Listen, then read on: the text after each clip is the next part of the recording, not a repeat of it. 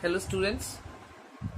So the video for class 12th from Vistas Evans tries an O level, and this is third video. Now in the second video we had seen that Stott McCleary, the invigilator, who was basically a parson, but he was appointed as the invigilator for Evans. He had started from his home. He had started from his flat. That was the scene of that area from where McCleary started. Now we come back to the prison house. The 2-hour examination was scheduled to start at 9:15 a.m. So here we are starting. Now this exam was going to be for 2 hours and the timing was from 9:15. That's why at 8:45 this McCleary, he had started from his flat, and that's why 8:30 only these two officers, they had come to tell this Evans that you have half an hour to get ready for the exam, because from here we get to know that exam was to start at 9:15 a.m. Evans was lathering his face vigorously when Stephens brought in two small square tables and set them opposite each other in the narrow space between the bunk on the one side and on the other a distempered stone wall. Now on one hand this Evans is getting ready for his exam, and on the other hand this junior officer, he was now bringing the chair and the table which was required for the examination. Next, Stephens brought in two hard chairs, the slightly less battered of which he placed in front of the table which stood near the cell door. So now two chairs, one chair was for the invigilator McCleary and the other chair was for Evans, because he was to take the exam, he was to write the exam. Jackson put in a brief final appearance. Behave yourself, laddie. Now all these things were being arranged by the junior officer, and it means senior officer Jackson, he was also watching all these things. So now when the tables and the chairs were brought in and put over there in the cell at the right place, so now only Jackson, once again, he just peeped in and he said, mind it, you have to behave properly when you are writing the exam. Evans turned and nodded. And these, Jackson pointed to the pin-ups. Then he was putting some pin-ups also. He said, this also, remove it. Okay, you are not allowed to have these pin-ups. Remove it. Evans turned and nodded again. I was going to take them down anyway. A minister, isn't he? The chap coming to sit in, I mean. He said, yes, I was about to remove it. And then only he asked, I know who is coming for invigilation. Okay, that I know. This is some parson, isn't it? Parson is coming. And how did you know that? Asked Jackson quietly. Jackson said, okay, but how do you know this? That some parson is coming to invigilate? Well, I had to sign some forms, didn't I? And I couldn't help. Then he said, I think you have forgotten. Because as a candidate, I was supposed to sign for certain papers and I had signed it. There only I got to know who was coming to invigilate. Evans drew the razor carefully down his left cheek and left a neat swath in the white leather. Can I ask, now he was doing shaving also, can I ask you something, Mr. Jackson? Why did they have to bug me in this cell? He nodded his head vaguely to a point above the door. Actually, what these officers had done, they had bugged this cell, means they had attached some bug.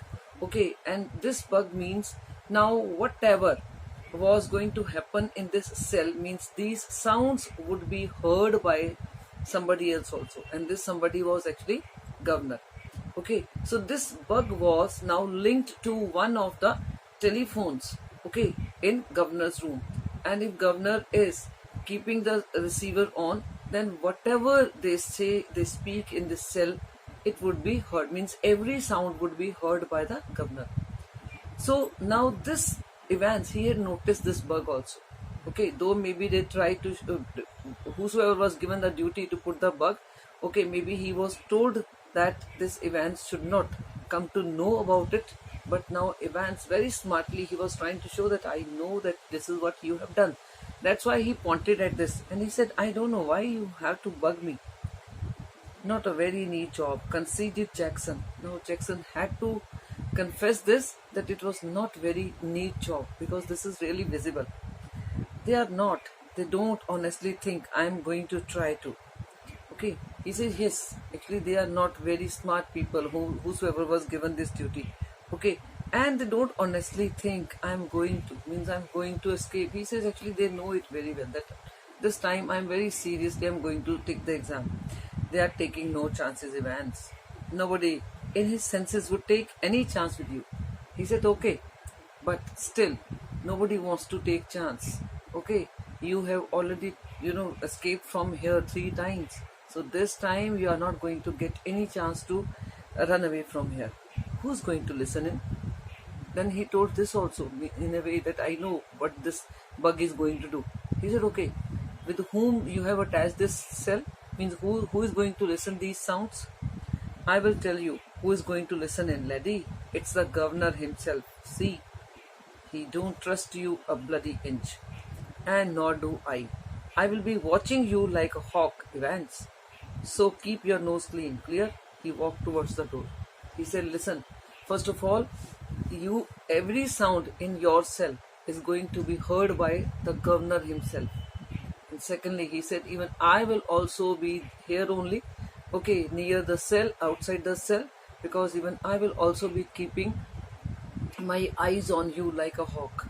So this time, you have no chances to run away from here. Evans nodded. He had already thought of that. And number 2 handkerchief was lying ready on the bunk, a neatly folded square of off-white linen. So there was one handkerchief lying in the cell on the bunk. Just one more thing, Einstein. And now, when Jackson was about to go out, he said, one more thing I want to tell. Yeah? What? Good luck, old son. And then, in a very taunting way, he said, good luck. Okay, this time this good luck was not for the exam. Actually, this good luck was actually for his plan. He was trying to say, okay, if you have some plan to run away, I don't think that you will be successful. And for that only, he said, good luck for that. In the little lodge. Now, this scene is over. This is the cell scene. Now, again, the scene is changed. Now, it is the entry gate of this prison house. In the little lodge, just inside the prison's main gates, the Reverend S. McCleary signed his name neatly in the visitor's book. Now, on the other hand, this invigilator S. McCleary, he has reached, and before entering the prison house, he signed his name in the entry gate, and thence walked side by side with the silent prison officer across the exercise yard to D wing. So it means from the gate, first of all, it is exercise yard.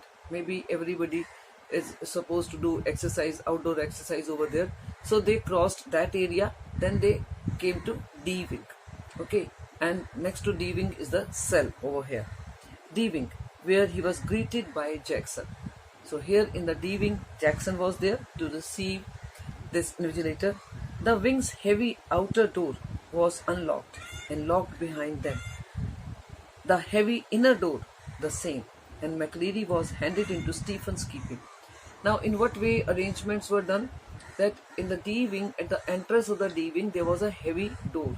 It was unlocked, and S. McCleary came inside. Again, the door was locked. And then, when he was about to come to that area where the cell is, Evans' cell is, again there is a door. So this door was again locked. It was unlocked. This S. McCleary came inside. Then again the door was locked. Means this time nobody wanted to take any chance. So within seconds the doors were being locked and unlocked. And now this Jackson brought this S. McCleary and he handed him over to Stephens, because actually now he introduced this McCleary to Stephens because Stephens was supposed to stand with them. Okay, so that's why he introduced him to Stephens. And McCleary was handed into Stephens' keeping. Get the razor, murmured Jackson.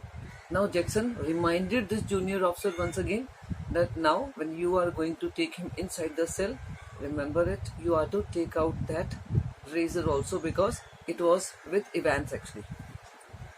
Stephens nodded. Well, keep your eyes skinned clear. And then again he reminded this junior officer that be cautious. Okay, you have to be very, very alert. Stephens nodded again, and McCleary, his feet clanging up the iron stairs, followed his new guide and finally stood before a cell door. So it means there were few stairs and then only there was a cell. So he just followed this junior officer, and now after a few steps both were standing in front of the cell door and finally stood before a cell door where Stephens opened the peephole and looked through. So before opening the door, actually there was a peephole, there was a hole from where they could peep inside. So he just, first of all, they both stood over there, and this junior officer, he peeped in the cell. That's him, sir. And from this peephole only, actually, he introduced this candidate to the invigilator. He said, sir, see, this is the boy. Okay, he's going to sit for the exam. Evans. Now, what Evans was doing actually inside the cell? Evans, facing the door, sat quietly at the farther of the two tables. His whole attention diverted to a textbook of elementary German grammar. Stephens took the key from its ring, and the cell lock sprang back with a thudded metallic twang. Actually, what they saw, when this invigilator also saw this man inside, means Evans sitting in the cell, but he noticed that this Evans was actually revising. Maybe it was last moment revision going on. Okay, because he was having a book in his hand.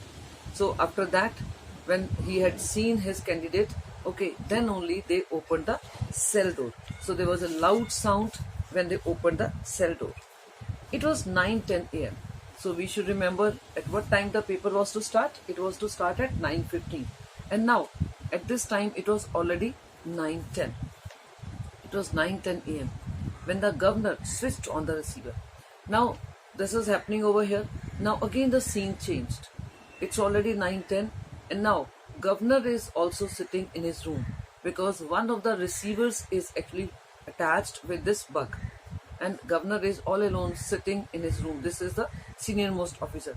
When the governor switched on the receiver, he had instructed Jackson to tell Evans of the temporary little precaution. That was only fair, as if Evans wouldn't spot it.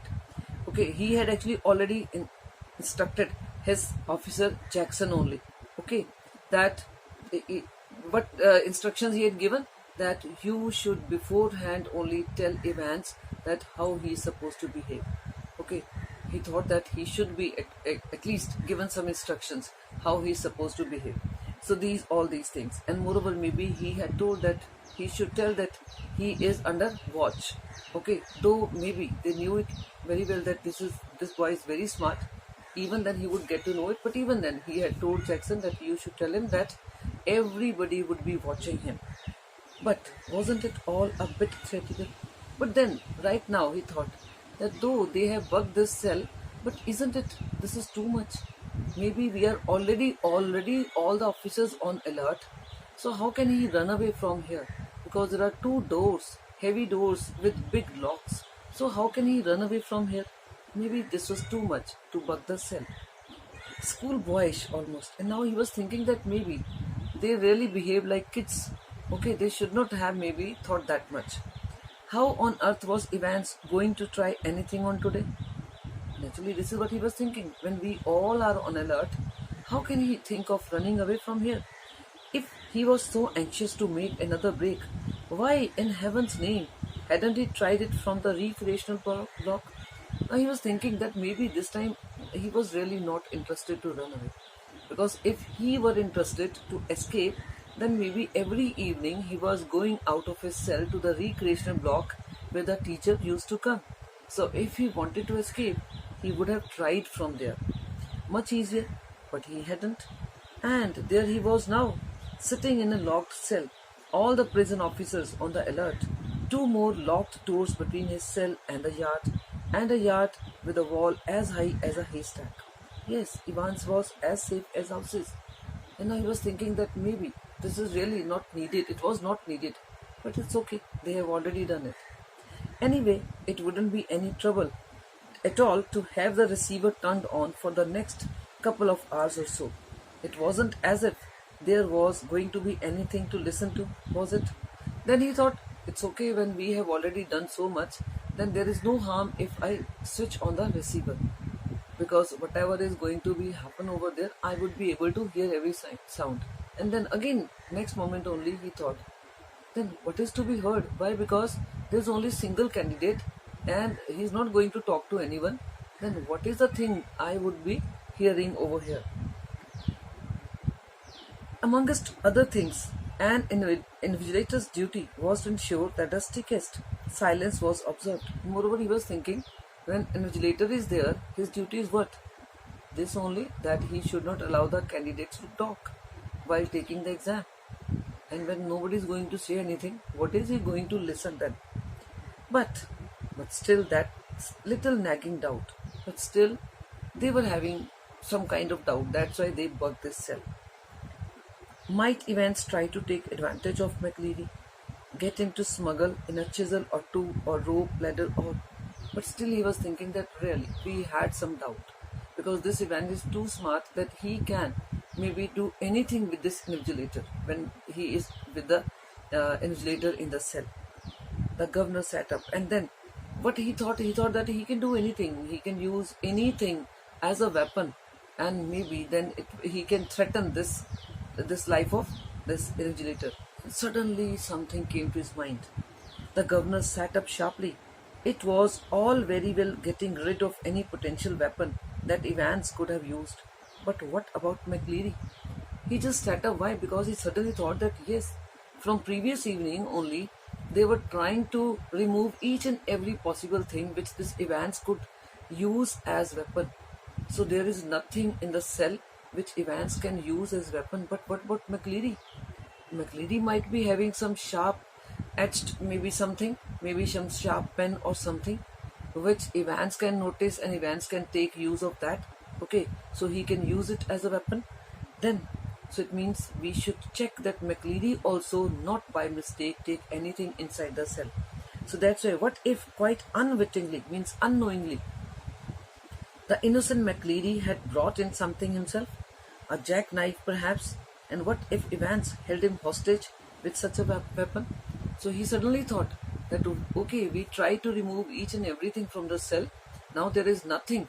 But still, there could be something with McCleary which Evans would use, okay, as a weapon, and then he can hold him as a hostage for his release from the cell. So that's why now he was suddenly very, very active, and he wanted that McCleary should be also checked before entering into the cell. I think we should stop here only. So next video would be for that, okay, where McCleary was also having certain things which these officers never wanted that he should take it inside. Thank you.